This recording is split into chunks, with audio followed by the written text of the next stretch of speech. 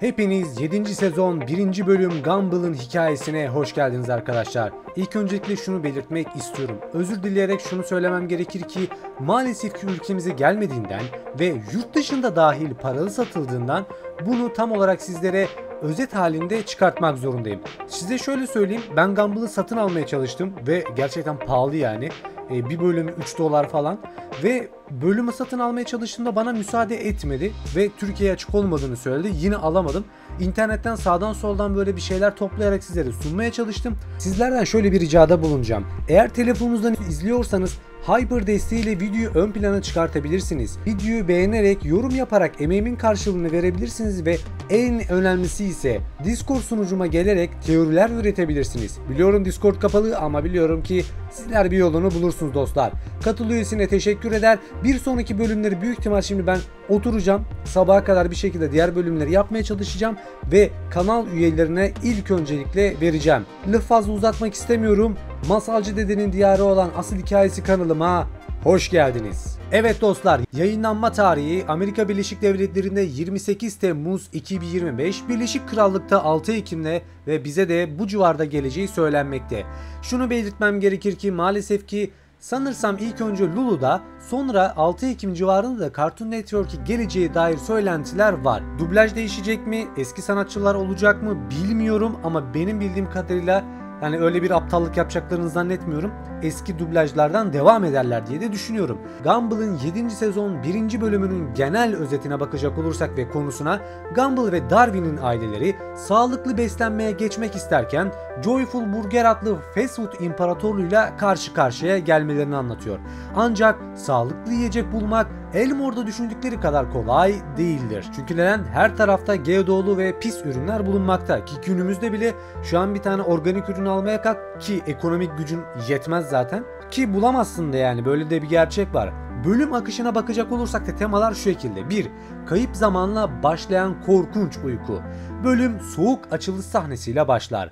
Gumball ve Darwin yıldırılmış ve toz kaplı bir evde uyanır. Darwin okula 7 yıl geç kaldık deyince ikilimiz kabul eder ve tekrar uykuya dalarlar ki bunu zaten biz direkt olarak fragmanda görmüştük aylar öncesinden. Sonrasında ise bu sahne izleyenlere Gumball'ın evreninin absürt ve meta anlatı stilini bizden gayri hatırlatır. Yani eski konuya devam edeceklerini de bizlere ima eder. İkinci bölümde ise sağlık dersi kabusu vardır. Okulda çatlak müdürümüz Simon, Steve Small'u kalp kostümüyle canlandırarak Joyful Burger'in etkilerini gösteren dramatik bir sunum yapar.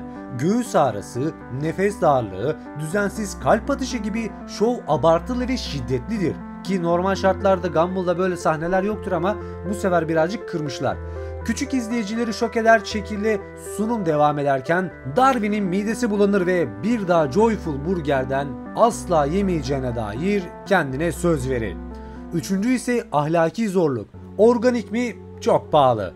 Gumball ve Darwin'in ev içi sağlıklı yiyecek almaya karar verir. Ancak organik bir avokado bile aile bütçesini alt üst edecek kadar da pahalıdır.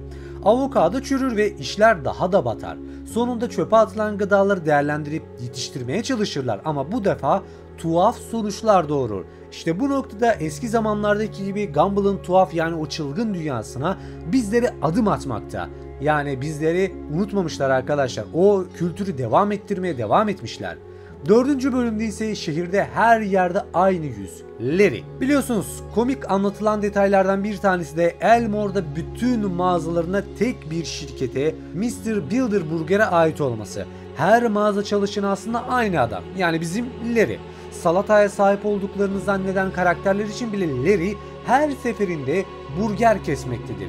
Yani kasiyerlikte, otoparkta, burgerlikte, bakkalda, çakkalda her yerde Larry var ve tek bir tane çalışan var. Aslında burada ima ettikleri geçmiş Gumball hikayelerinde şunu demeye çalışıyorlar. Günümüzdeki özel sektörlerde çalışanların hepsi pompacısından kasiyerine, reyon katlayıcısından zıbızingosuna, zıbızingo ne ya? Zabazingosuna, yani bütün çalışanlar ki ben de bir özel sektör çalışanıyım. Motomot aynı olması, robot gibi olması ve farklı bir şeyin olması. Sabah 10'da AVM'ye girerler, 10'da çıkarlar veya 8'de çıkarlar. 10 saatlik bir döngüye sahiptirler. Eve gittiklerinde akşam olur. Yani sosyal hayat sıfır. Robot yani. Sadece hayatta kalabilmek için çalışıyorlar. Maalesef ki Türkiye'nin ve özellikle ben de bunlardan bir tanesiyim. Lanet girsin böyle sisteme ama ne yapalım. Yani bu böyle. Konuya deneyecek olursak da Gumball, Darwin'e çöpten topladıkları şeyleri yedirmeye çalışması bir plan değildir. Çünkü Larry ya da patronu bu tohumların sahibidir. Tohum yakıp mahsulü yok eder. Neden? Çünkü bu pis olan burgere muhtaç olmasını isterler. 5. bölümde ise açlık ve kardiyolojik çizgi bulunmakta.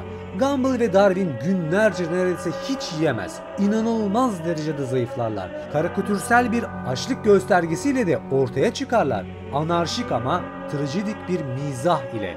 Dayanılmaz hale gelince Larry'nin müdürüyle yüz yüze gelmek isterler. Müdürü bulurlar fakat dövülerek bayılırlar. Bu da absürt komedi tonunun doğruna çıktığını da göstermekte.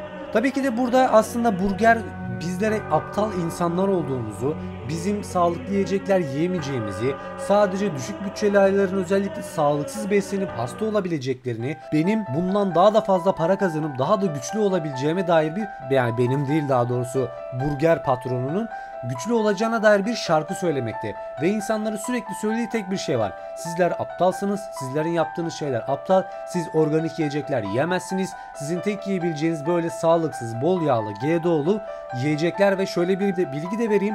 Amerika Birleşik Devletleri'nde bir zamanlar bazı etlerde at etinin olduğuna dair bir haber geçilmiş ve bu burgerlerin o bölgede yasaklanmasına neden olmuş. Aslında Gumball burada o döneme ait bir atıfta bulunuyor.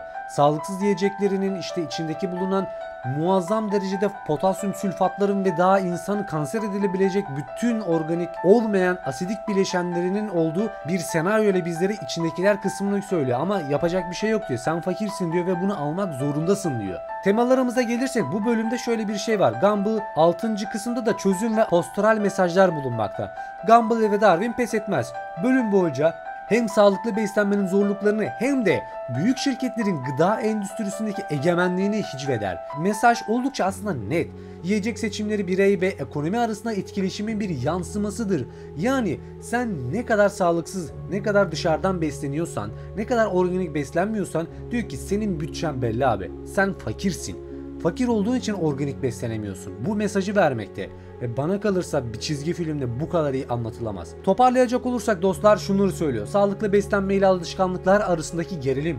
Fast food kültürü sağlığı tehdit ederken alternatif, maliyetli ve erişimi zordur. Kurumsal gıda tekelleri Mr.